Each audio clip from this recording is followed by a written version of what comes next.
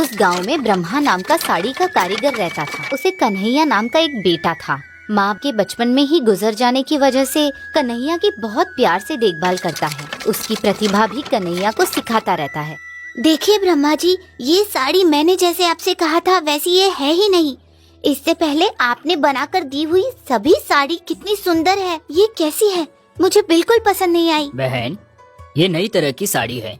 इसी तरह की साड़ी आजकल पहन रहे हैं। आपको पसंद आएगी सोचा, इसके बदले दूसरी साड़ी बनाकर देता हूँ। आप कल आइए, आपके पसंद के अनुसार आपको साड़ी देने की जिम्मेदारी मेरी है, ठीक है ना? जरा अच्छे से तैयार कीजिएगा, फिर से आने के लिए मुझ में ताकत नहीं है। तभी उसके वहाँ से चले जाने के बाद ब्रह्मा उसके बेटे को बुलाकर, क्या रे कन्हैया, उस चाची ने क्या बनाने कहा और तूने क्या बनाया? देख, तूने बनाई हुई साड़ी फिर से लौट कर आई है। अगर ऐसा रहेगा तो तू काम कैसे सीखेगा? कल से साड़ी बनाने से पहले मुझे तू दिखाया कर। ठीक है पिताजी, मैं उस तरह से बनाऊंगा तो साड़ी अच्छी दिखेगी सोचा। तू इस प्रतिभा को अभी सीख रहा है, तेरा अनुभव अभी काफी नहीं है। अच्छे अनुभव के लिए कुछ समय लगता है। अब कुछ दिन में कैसे साड़ी तैयार कर रहा हूँ देखकर सीख, समझ गया? ठीक है पिताजी। वैसे कल बाजार लगने वाला है ना? बाजार में चाची ने वापस की हुई साड़ी लेकर जाएंगे। किसी एक को तो पसंद आएगी। कैसे भी कल इसे बाजार में बेचना ही है।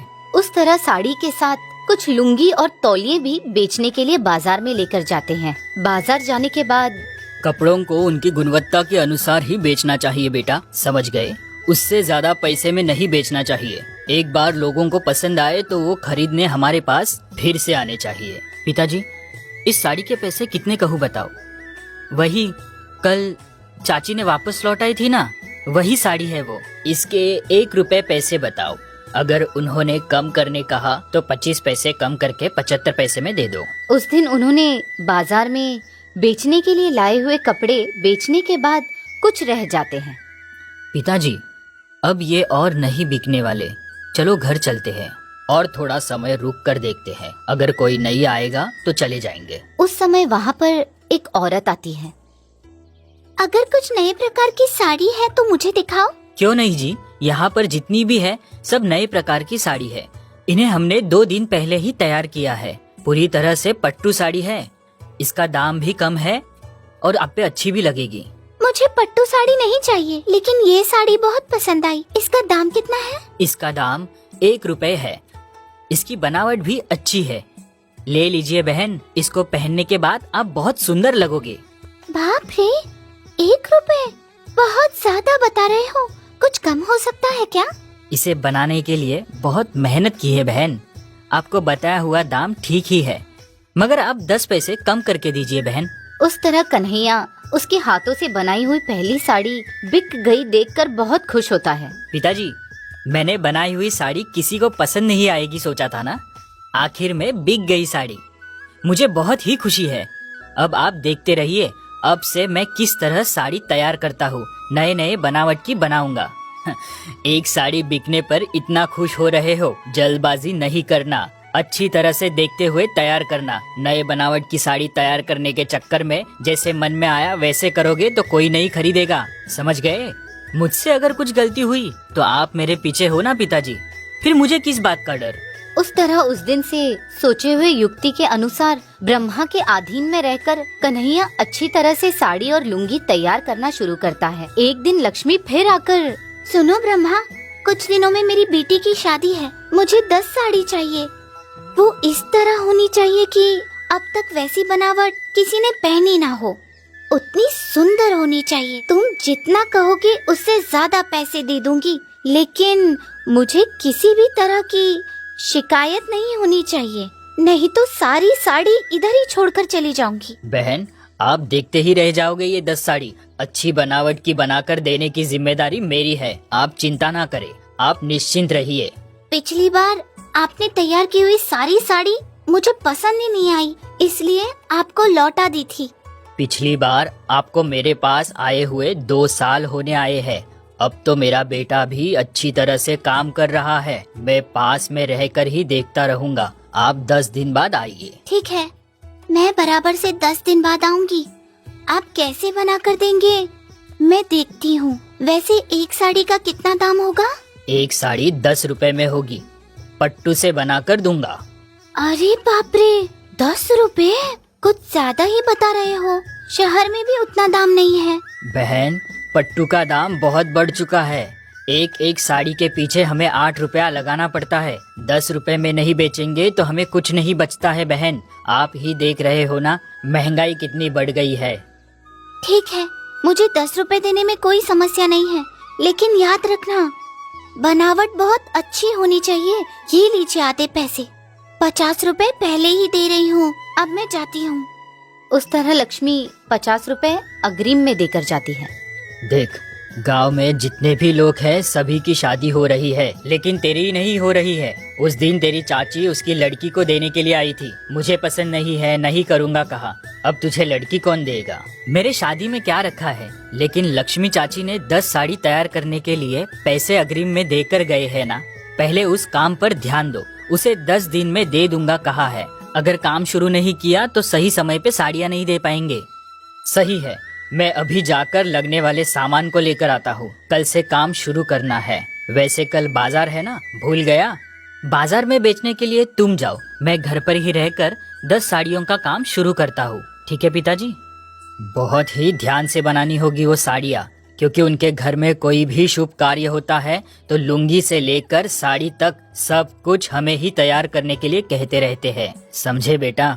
मुझे पता है पिताजी। पहले आप जाकर बनने वाले पट्टू के लिए लगने वाले सामान लेकर आइए, बाकी मैं सब देख लूंगा। तभी ब्रह्मा जाकर साड़ी बनाने का सामान लेकर आता है। दूसरे दिन सुबह ब्रह्मा बाजार में जाता है। लेकर गए हुए कपड़ों में कुछ कपड़े नहीं बिकते हैं। ये कपड़े बिक नहीं रहे हैं। बहुत समय से देख रहा हूँ, बचे हुए ये कपड़े भी बिक जाएंगे तो जल्दी घर चला जाऊंगा। क्या हुआ ब्रह्मा, अब तक रुके हुए हो? अब तक तुम्हारे कपड़े नहीं बिके क्या? क्यों, कन्हैया नहीं आया? हाँ, आज के दिन कन्हैया नहीं आया। तुम्हारे बगैर ही अकेला तैयार करने वाला कारागिर बन गया। जल्द ही घर पर जाओ। उसके ऊपर मुझे पूरा भरोसा है। अब जिस तरह वह तैयार करता है उस तरह मैं भी नहीं तैयार कर पाता। तुम ही देखो, उसने बनाए हुए सारे साड़ी और लुंगी बिक गए। अब जितने बचे हैं वो सब मैंने तैयार किए हैं। आहा, मतलब कन्हैया अब तुम्हारे जैसा कारागिर बन गया? फिर अब किस लिए सोच रहे हो? शादी करवा दो, उम्र हो गई है ना, जल्दी करवा दो। वही तो मैं कह रहा हूँ, अगर कोई अच्छी लड़की है तो बताओ, दोनों की शादी करवा देते हैं। अगर आपके नज़र में कोई अच्छी लड़की होगी तो मुझे बता दो, जल्दी शादी करवा दूंगा और मेरी जिम्मेदारियां भी खत्म हो जाएगी। वैसे मेरे बड़े भाई की छोटी बेटी है, नाम माधवी है। तुम्हारे बेटे के लिए ठीक है, एक बार बात करके देखता हूँ। बात करके देखो। अच्छी लड़की कह रहे हो ना, तो फिर ठीक है। एक बात सुनो, माधवी के घर वालों से बात करके मैं तुमसे बात करता हूँ, तभी रिश्ता तय कर लेंगे। तुम्हें क्या लगता है? ठीक है, जैसे आप कहो। चलो अब मैं घर चला जाता हूँ, कपड़े तो बिकने वाले हैं नहीं। तभी ब्रह्मा कुछ समय बाद बचे हुए कपड़े लेकर घर पर आता है। क्या रे कन्हैया, लक्ष्मी जी का काम कहाँ तक पहुँचा? काम चल रहा है या नहीं? चलने वाली क्या बात है, पिताजी दौड़ रहा है। एक साड़ी अब तक तैयार होने आ गई। देखो, आप ही देखकर बताओ कैसी है। आहा, बहुत ही अच्छी है बेटा, मुझे पसंद आई। इस तरह की बनावट मैं भी नहीं कर सकता। वैसे आज के दिन बाजार में तूने बनाई हुई साड़ी जल्द ही बिक गई। ऊपर से इसी तरह की साड़ी चाहिए करके लोग कह रहे थे।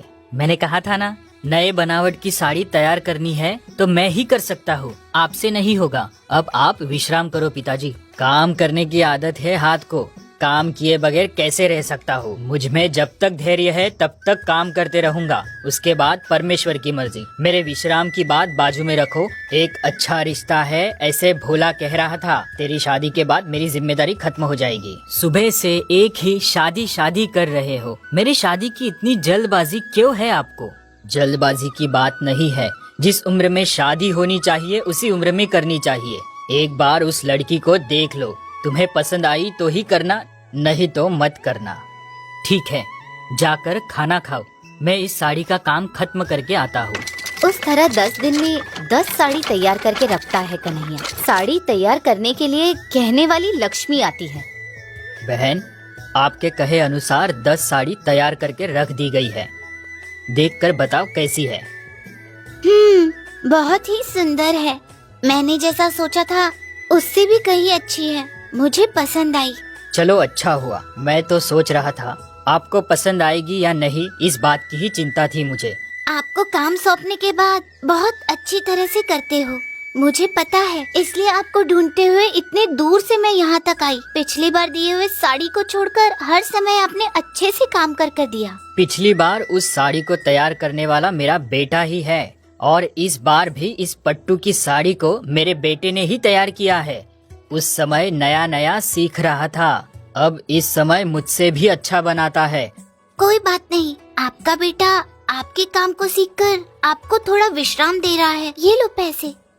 तभी लक्ष्मी वहाँ से चली जाती है। ये लो बेटा, तुमने किए हुए काम के पैसे आ गए, खर्चे के लिए रख लो।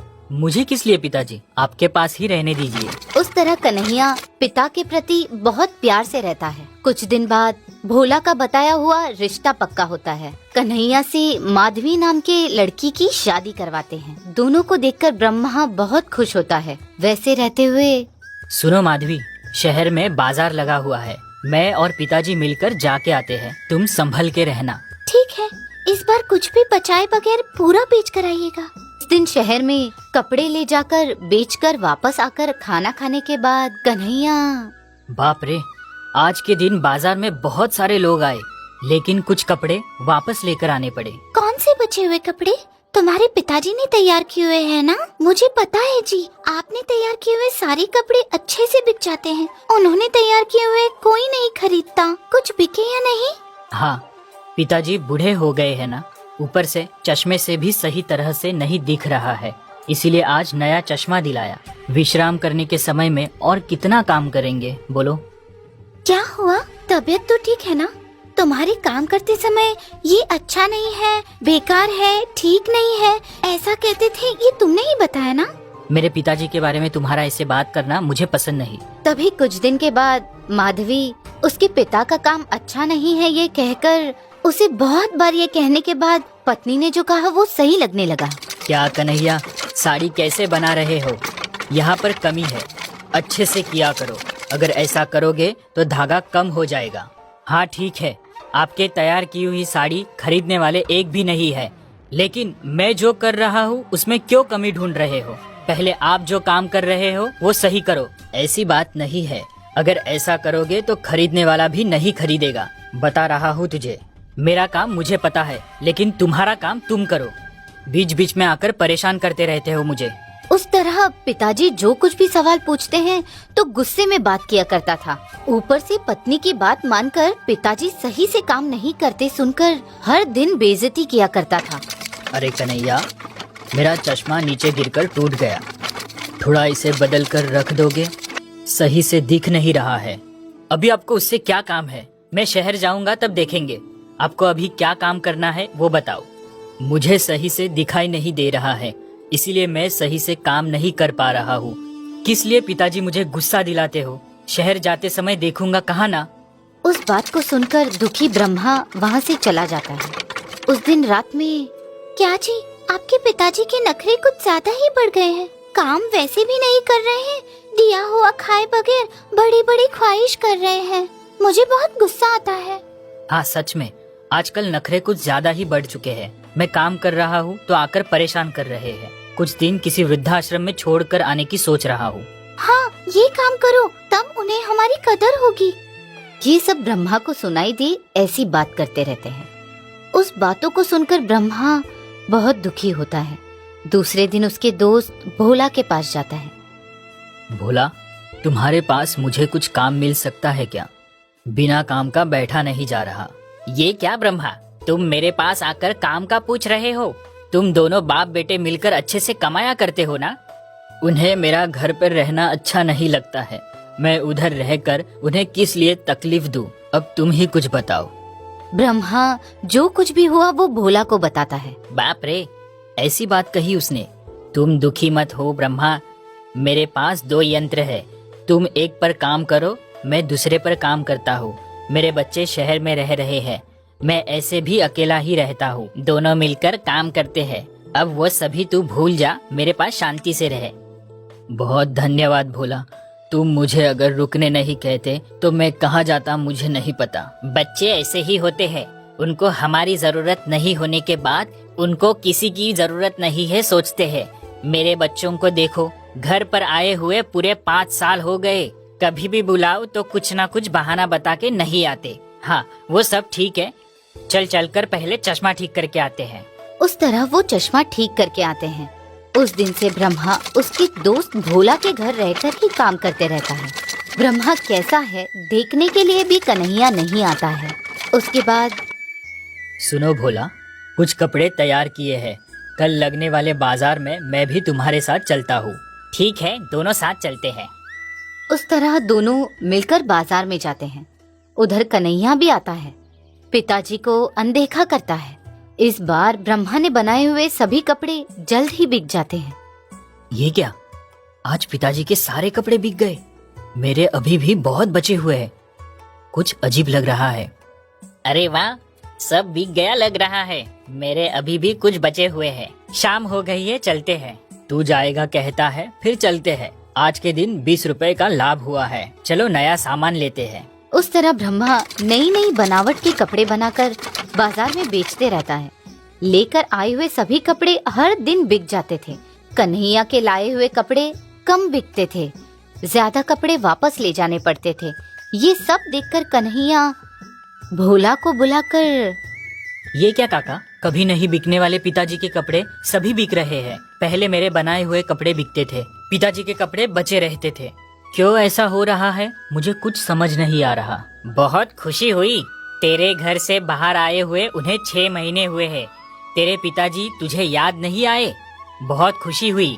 पहले तुम्हारे पिताजी कैसे हैं ये पूछना छोड़कर पहले उनके कपड़े कैसे बिक रहे हैं ये पूछ रहे हो। वैसा कुछ नहीं है, हर बार उनको बाजार में देख रहा हूँ। पहले से उनकी तबीयत अच्छी लग रही है, वो अब ठीक है। मैंने जो पूछा उसका जवाब दिए बगैर कुछ और ही कह रहे हो। तुझे अभी भी समझ में नहीं आया है, तेरे कपड़े किस लिए लोगों को अच्छे नहीं लगते। तेरे पिताजी जब तेरे साथ थे तभी अपने बारे में ना सोचते हुए तेरी तरक्की हो, इसीलिए तेरे पास रहकर ऐसा नहीं वैसा कर, वैसा नहीं ऐसा कर कहते थे। उनकी छाया में तू अच्छी तरह से कपड़े बनाता था। तू अच्छे से कपड़े बनाता तो उन्होंने ही बनाया सोचते थे। इस वजह से उनके तैयार किए हुए कपड़ों पर ध्यान कम देते। लेकिन अभी वो अपने काम पर पूरी तरह से ध्यान देकर काम कर रहे हैं, इसीलिए तुझसे अच्छे कपड़े बना रहे हैं। कोई भी पिता हो खुद से बेहतर बनाने की ही सोचता है, समझे? काका, तुमने जो कहा वो सच है, तुमने मेरी आंखें खोल दी। पिताजी जब मेरे पास थे तब उनका मूल्य नहीं जान पाया। मैं अभी जाकर पिताजी से क्षमा मांगकर घर पर लेकर जाता हूँ। आप भी उन्हें घर आने के लिए कहो काका। अभी तू समझ गया, इस बात की खुशी है। तुम्हारे पिताजी हर बार तुम्हारे काम की ही तारीफ किया करते थे, खुद के काम के बारे में एक दिन भी बात नहीं की उन्होंने। चलो अब पिताजी को घर लेकर जाओ। उस तरह से पिता ने कितना कष्ट उठाया है जानकर कन्हैया